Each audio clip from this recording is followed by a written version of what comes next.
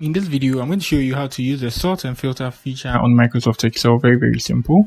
So to use this feature, you need to have a table, right? So you can see I have this long name here, but then I have a table here. So what we are going to do is I'm going to show you guys two different ways in which you can do this. So the first is you can move to these tabs here, the home tab, and you move to this side, you can see sort and filter. So with this, you can sort from A to Z and from Z to A, and you can even custom sort, and you can have the filter here too as well. Very simple.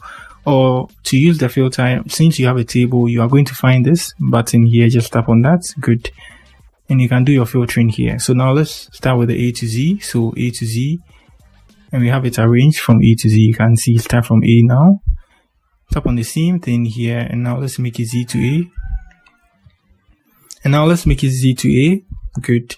And now let's try do some filtering too as well. So this is the filter. Good. So we can deselect all, and then we select only a single name, and we press on OK, and the only person should appear here. And now we can tap on it once again to select every student for everybody to pop up.